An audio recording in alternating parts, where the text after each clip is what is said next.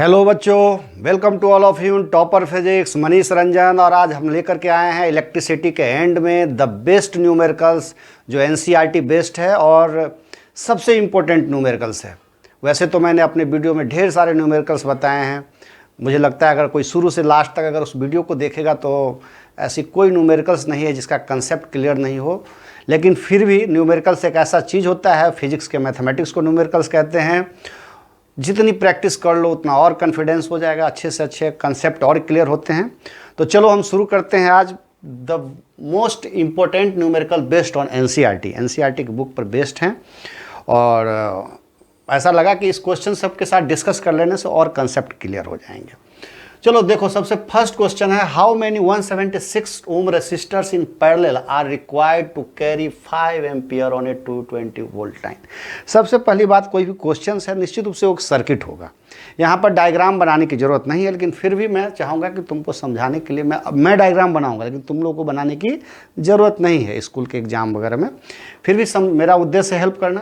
तो देखो, how many 176 ohm resistors in parallel are required to carry 5 ampere on a 220 volt line। अब कहता है 176 इस तरीका से होगा, ये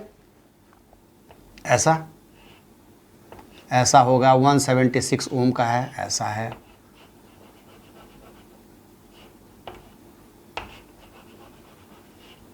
ऐसे करके इसी तरीके से ऐसे चलता जाएगा।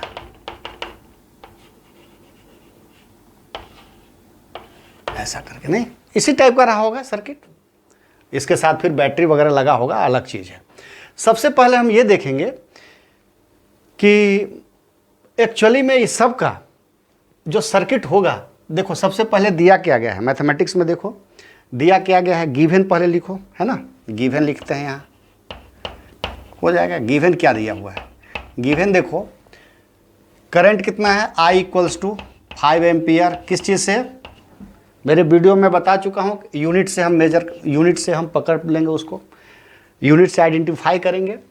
करंट कितना है, 5 एम्पियर। V क्या चीज़ का यूनिट होता है, V 220 वोल्ट। इससे क्या निकला, चलो याद करो। V = IR फॉर्मूला होता है ओम्स लॉ होता है। V = IR। V का वैल्यू क्या है, 220 वोल्ट। 220 वोल्ट रहने दो, कोई दिक्कत नहीं, उसको रहने दो यूनिट को। करंट 5 एम्पियर है, रेसिस्टेंस R है। यहाँ से R का वैल्यू क्या निकला, R = निकला 220/5। मतलब इसको डिवाइड करोगे, 5 4 जा 20, 5 4 जाइए, मतलब इससे निकला R = निकला 44 ओम। R = 44 ओम का मतलब ये हुआ कि जो भी इस तरीके का हमको कॉम्बिनेशन करना है, ये सब 176 ओम का है, ये सब के सब 176, सभी का वैल्यू है 176 ओम। तो ऐसे हम कितने रेसिस्टर ज्वाइन करेंगे एक्चुअली में, क्या जब सर्किट बन रहा है ना। मान लिया सपोज दैट इस तरीके का कोई भी सर्किट रहा होगा। ऐसा सर्किट में क्या होता है, एक रेसिस्टेंस होता है, बैटरी होता है ना, ऐसा। ये तो प्लग होता है, कोई बात नहीं, ठीक है। तो ये जो रेसिस्टेंस है ओवरऑल, जब हम इसको सभी का कुछ ना कुछ तो इक्विवेलेंट आएगा। मैंने बहुत अच्छे से सीरीज और पैरेलल कॉम्बिनेशन बताया, देख लेना। अगर थोड़ा भी कंफ्यूज हो तो एक बार और देख लेना वीडियो को। तो इस सब को अगर हम ऐड करें, पैरेलल का क्या फार्मूला होता है, 1/R होता है ना, = 1/R1 + 1/R2 1/R3, ऐसी तरीके से सोन। तो इस सबको ऐड करेंगे तो कुछ ना कुछ तो आएगा। तो जो भी हमारा आएगा उसका जो वैल्यू होगा, ये होगा 44 ओम्स, करेक्ट। उसका भी वैल्यू आएगा 44। तो ये ऐसे 176 को 1 2 3 4 कितना तक हम करें, कैसे जोड़े इसको, 1/76 1/176 1/176, ऐसा हम कितनी बार जोड़े कि सभी का जो वैल्यू है वो 44 ओम आए। तो 176 तो अपने आप में 1 ही है, नहीं मतलब 44 से तो कई गुना ज़्यादा है, लेकिन बता रहा है इसमें कि पैरेलल में ही जोड़ना है ना।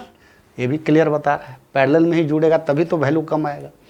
तो पैरेलल में जोड़ेगा तो मुझे पता नहीं है, हमने 1 जोड़ा 2 जोड़ा 3 4 इस तरीक़ा से हमने मान लिया कि x जोड़ दिया, x नहीं, तो इसका देखो 1/r इक्विवेलेंट जो निकलेगा इसका 1/r, इसी से करते हैं, equivalent equals to 1/176 plus 1/176 plus 1/176 सब ओम है। ऐसे कितने जोड़ेंगे, क्योंकि इसी फार्मूले से होता है ना, 1/r equivalent equals to 1/r1, ये r1 हो गया, r2 r3, ऐसे ले लो, ये r1 r2 r3 ऐसे से लेकर के 2 सो ऑन लेकर के x तक। ऐसे कितनी बार, x टाइम्स तक, कितनी बार, x बार तक। 2 बार में 2/176, 3 बार में 3/176, तो ये हो गया 1/r इक्विवेलेंट इक्वल्स टू हो गया कितना, x/176, मतलब 1/176 का x टाइम्स इंटू 1/, मतलब ऐसे ऐसे x इंटू 1/176, मतलब ऐसा ही हुआ कि x इंटू 1/176, ठीक है ना, ऐसा हो गया। अब देखो तो R इक्विवेलेंट का वैल्यू क्या होगा, यहाँ से R इक्विवेलेंट का वैल्यू क्या हो गया, R इक्विवेलेंट हो गया, इसको अगर हम पलट देंगे तो क्या होगा, ये पलट जाएगा ऊपर, तो 176 इक्वल बाई x हो गया, नहीं। और कहता है कि मतलब इस सभी को अगर हम इस तरीका से ऐड करें, 1 2 3 x टाइम्स तक है, तो कितना हो गया टोटल, 176/x। लेकिन बात ये है कि हम जब वैल्यू निकाले तो हमको आया 44 ओम्स, मतलब ये 44 ओम्स है। इसका मतलब ये वैल्यू और ये वैल्यू इक्वल है। जब हम सर्किट को हमने बनाया और वैल्यू निकाला, V equals to I R पर फॉर्मूले पर हमने पुट किया, I का वैल्यू डाला, V का वैल्यू डाला, तो हमको R रेसिस्टेंस का वैल्यू आया 44 ओम। इसका मतलब ये वैल्यू और ये वैल्यू दोनों एक ही चीज़ है, 44 ओम। अब हमको इससे ये पता चला कि 176 ऐसा, ये जो है ना 44 ओम, 44 ओम बराबर 176/x, ऐसा ये पता चला। मीन्स इस x को यहाँ कर दो और क्रॉस मल्टीप्लिकेशन करोगे तो बात बराबर ही है, नहीं, 44 इंटू एक्स, ऐसा ही करते हैं ना, 44 into x equals to 176, therefore x equals to 176/44। Multiply करना है इसको 2 से, देखो 2 से कट करो, 2 टूक जा, 2 8 जा, 2 8 जा, 22 चौक 88, मतलब 4।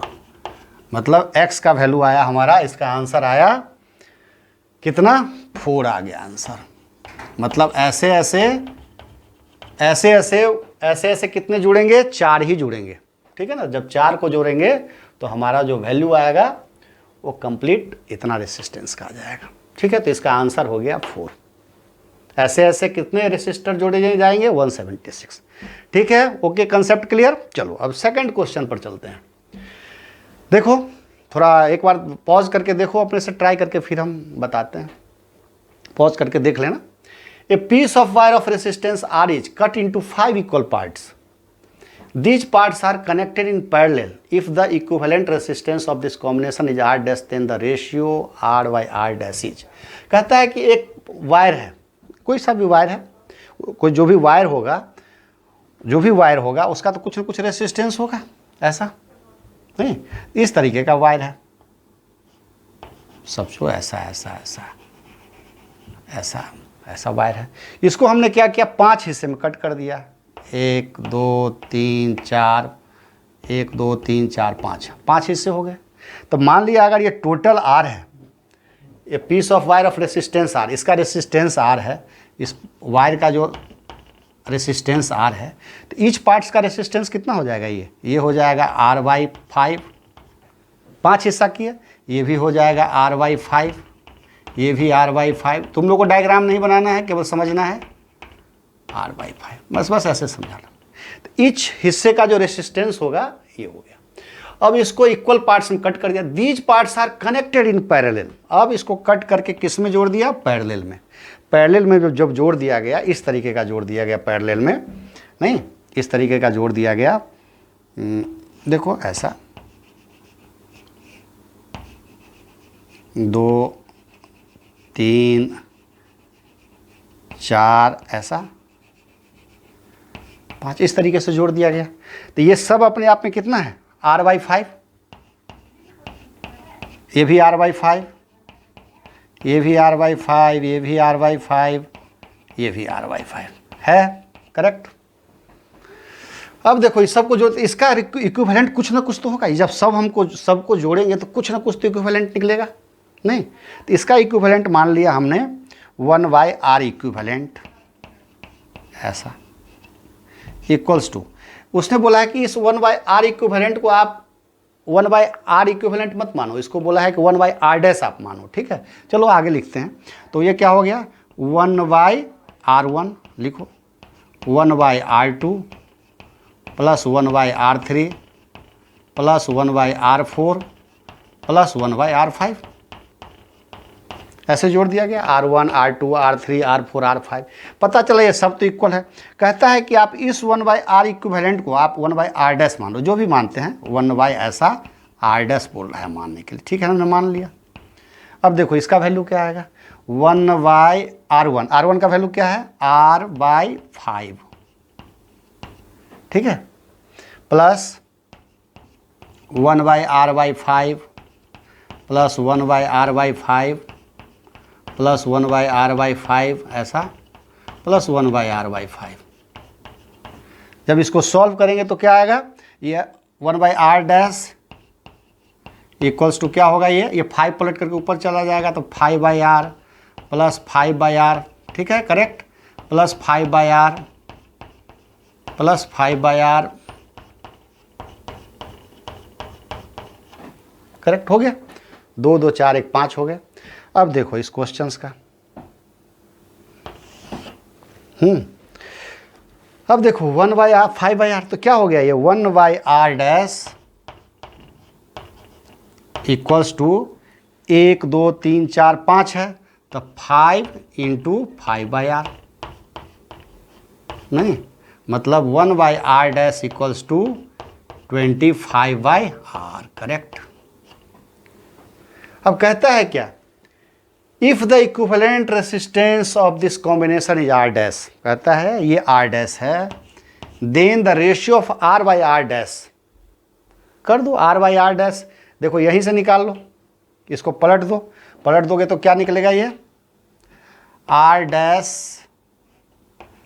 इक्वल्स टू r/25, ऐसा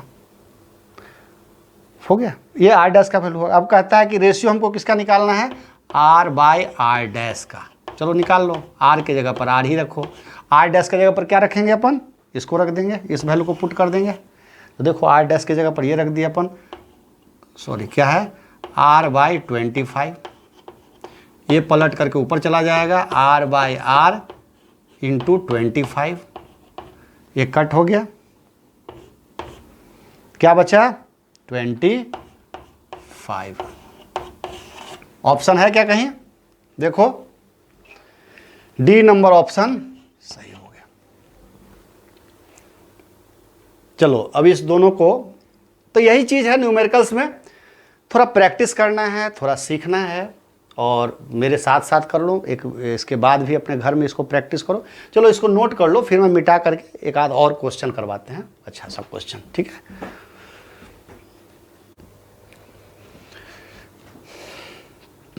ठीक है, तो उसको नोट कर लिया।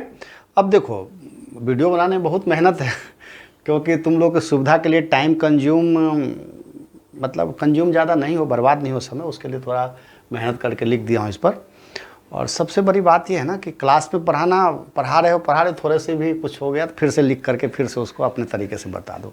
अब वीडियो में इस चीज़ का ध्यान रखना पड़ता है कि किस क्वेश्चन को सिलेक्ट करें ताकि बच्चे को जल्दी से जल्दी कंसेप्ट क्लियर हो जाए और कुछ छूटे भी नहीं अच्छे से अच्छे, थोड़ा जो काफ़ी कॉम्प्लिकेटेड भी कंसेप्ट हो क्लियरली आ जाए, तो इस तरीके के क्वेश्चन का चुनाव भी करना पड़ता है। तो चलो अब हम शुरू करते हैं। व्हिच यूज़, तो अभी तक रेसिस्टेंस के बारे में थोड़ा पढ़ लिए, सीरीज पैरेलल। अब देखो अभी एनर्जी पर बेस्ड क्वेश्चन है, इलेक्ट्रिकल एनर्जी पढ़ाया हूँ, उसमें भी देख लेना।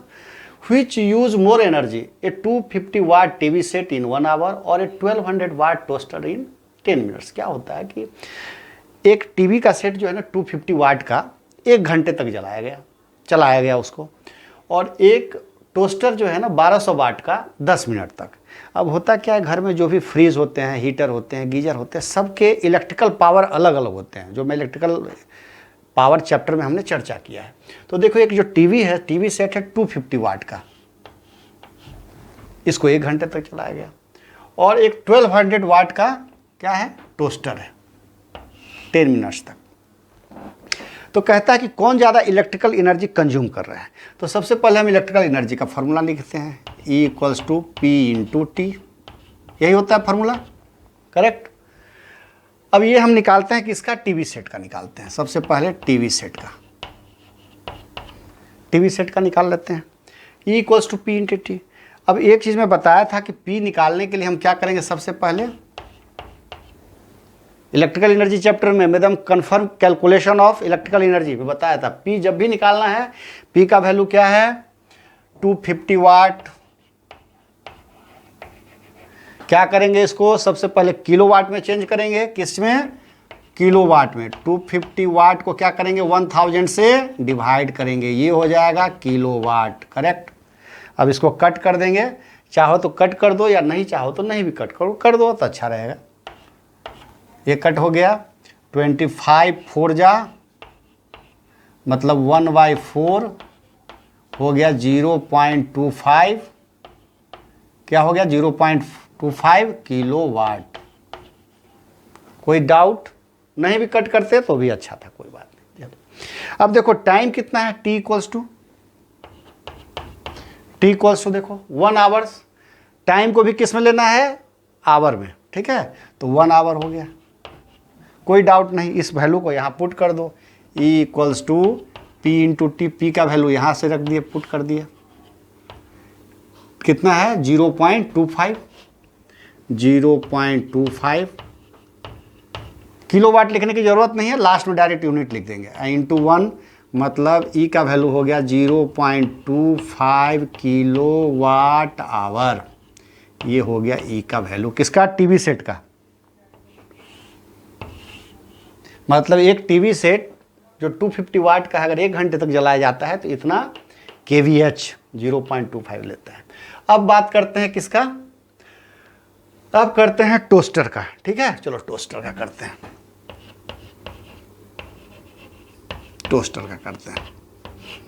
इसका भी फॉर्मूला होगा E = P × T, करेक्ट। कोई डाउट नहीं। अब देखो इसका भी हम ऐसे निकालते हैं थोड़ा, इसका P का वैल्यू निकालते हैं पहले। P का वैल्यू क्या होगा, इसका पावर कितना है 1200 वाट। बताओ क्या करेंगे, किलोवाट में चेंज करेंगे, 1200/1000 किलोवाट। कट करना चाहोगे तो कट कर दो, दो जीरो से 2 जीरो कैंसिल, और कट करना चाहोगे तो कर दो, नहीं रहने दो, 12 ऐसे ही लिख दो, 12 बाद में कट होगा किलोवाट, इतना रहने दो, कोई दिक्कत नहीं, ठीक। अब देखो टाइम यहाँ पर कितना है, टाइम है 10 मिनट्स, ये टाइम्स है 10 मिनट्स, ठीक है। तो T = 10 मिनट्स। 10 मिनट को क्या करेंगे 1 आवर, किस में चेंज करेंगे इसको, आवर्स में। तो 10/60 आवर, कट कर दो जीरो को कट कर देते हैं अपन, तो ये हो गया 1/6 आवर ही लिख दो। अब दोनों वैल्यू को यहाँ हम पुट कर देते हैं। देखो E = क्या हो गया, P का वैल्यू क्या है, इस P का वैल्यू यहाँ से नोट कर लिए, कितना है 12/10 × किलोवाट को रहने तो लास्ट में यूनिट लिखेंगे। टाइम कितना है, टाइम देखो ये 1/6, तो 1/6 कर दिए। चलो कट कर देते हैं इसको, 6 2 जा 12, 2 5 जा 2 5 जा 10, मतलब ये हो गया 1/5 = 0.20। मतलब E का वैल्यू जो आया मुझे वह 0.20 क्या हो गया, किलोवाट आवर, kWh। ये हो गया टोस्टर का। अब बताओ दोनों में कौन इजली ज़्यादा खपत करता है, कौन कंज्यूम करता है? इसका 0.25 मतलब ये 25 पैसा हो गया, ये 20 पैसा। कौन सा ज़्यादा अमाउंट है, 25 पैसा है कि 20 पैसा? निश्चित रूप से 25 पैसा होगा, है ना। तो ये जो है ना टीवी सेट का है, तो हैंस क्या करोगे, टीवी सेट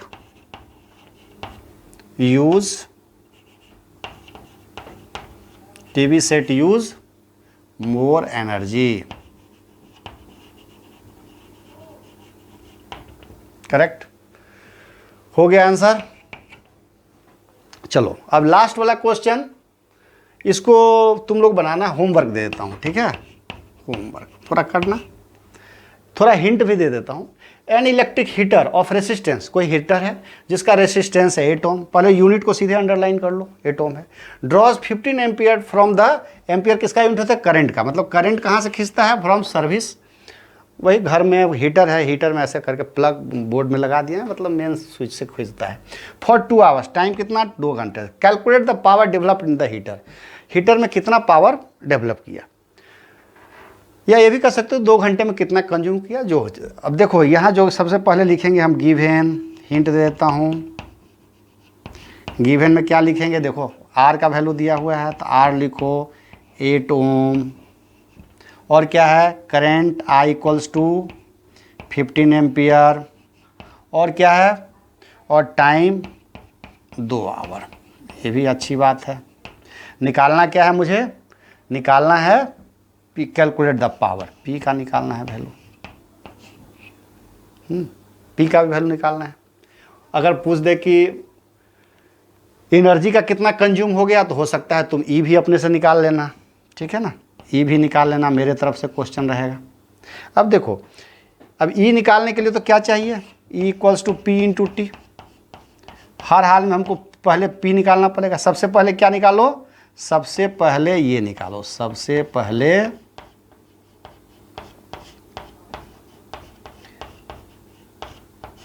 पहले पी का वैल्यू निकालो। देखो मैं कुछ बता देता हूँ, फार्मूला होता है P equals to V into I. 3 formula बताया था मैं इलेक्ट्रिकल पावर में।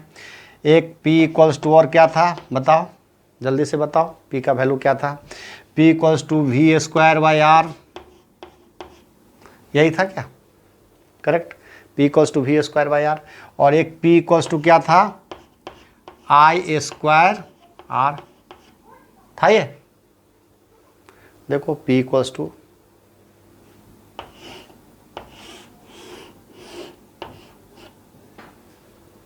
करेक्ट। तो इस सब का यूज करके, पी का ये वैल्यू यूज करके आई स्क्वायर आर से निकाल लेना, और कमेंट्स करके मेरे कमेंट्स करना कि देखते हैं क्या है। और कुछ खूब अच्छे से पढ़ो, बेस्ट तरीके से। इलेक्ट्रिकल पावर करीब करीब, इलेक्ट्रिकल पावर ख़त्म है, इलेक्ट्रिसिटी एंड है। ऐसे ही तुम लोग के प्रैक्टिस के लिए मैंने इस न्यूमेरिकल्स को करवा दिया, और होगा तो और कुछ एक और वीडियो हो सकता है, तो लास्ट ईयर के क्वेश्चंस पर, जो प्रीवियस ईयर के क्वेश्चन है, 1-2 क्वेश्चंस लेकर के और डिस्कस करेंगे। तो चलो इसको नोट कर लो। All the very best.